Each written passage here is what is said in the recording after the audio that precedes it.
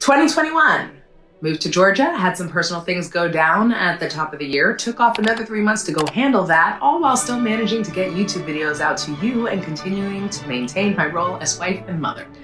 But instead of focusing on what didn't happen, let's review what did happen. This is Kristen Keeps It Real. Let's get after it.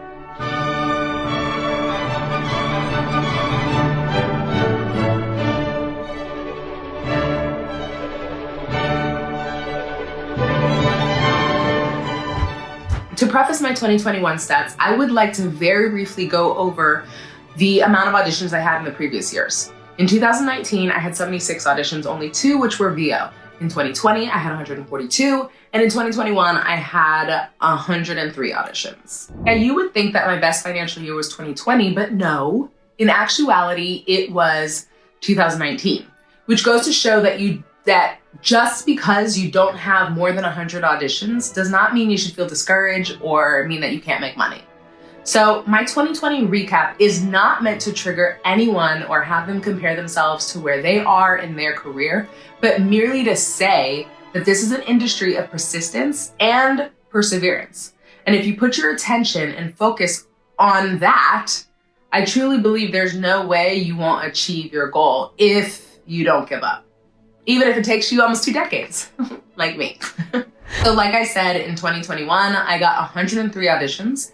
Unfortunately, I can't give you the exact number of which because I stopped tracking in July. But these auditions consisted of voiceovers, which seriously bumped that number up, as I don't think it would be that high without it.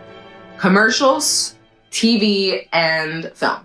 My Pepsi commercial that I was hoping would play in 2020 actually started playing in 2021, including during the Super Bowl. So yay, that was a first for me. After that, I booked 4 things with my agent, 2 SAG commercials, and 2 SAG VO jobs. I signed with an agent in Atlanta around June who reps me across the board, as well as had the ability to keep all my agents intact in LA, as I am currently still bi-coastal. As a note, this was the best year of quality auditions. For example, I got auditions for leads and supporting roles in feature films, recurring roles, guest star roles, and series regular roles. And I was actually pinned for 2 TV shows that I never ended up shooting. But for me, this was a big win, as 2020 was an absolute show as far as television bookings after the lockdowns. For me.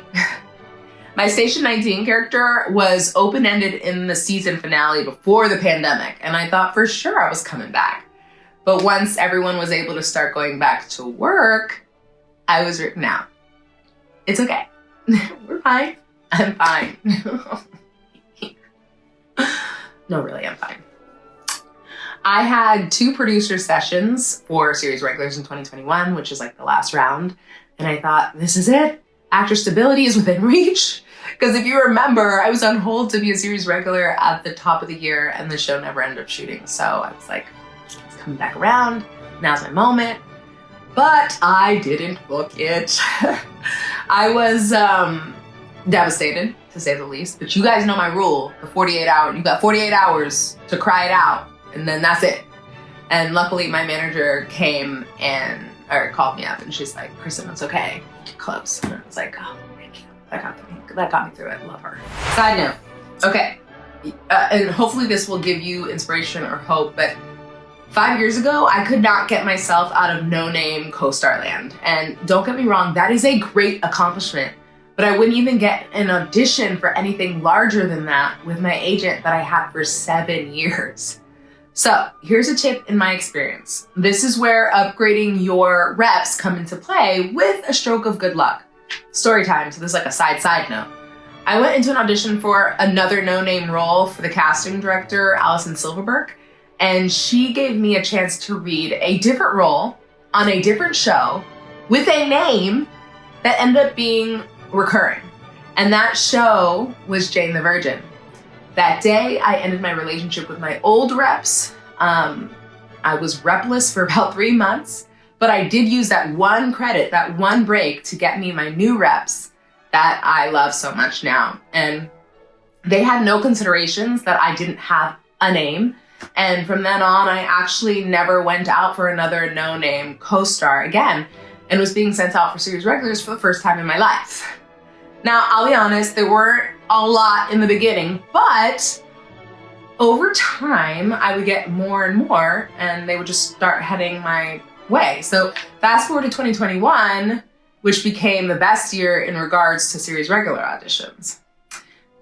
Anyway, if you're thinking of like, okay, is now the time for me to leave? Like, those are some things that maybe that you should have in consideration. But again, I loved my old agent. It was just that there was a certain point where I just couldn't get any further. Like I just kept hitting the ceiling.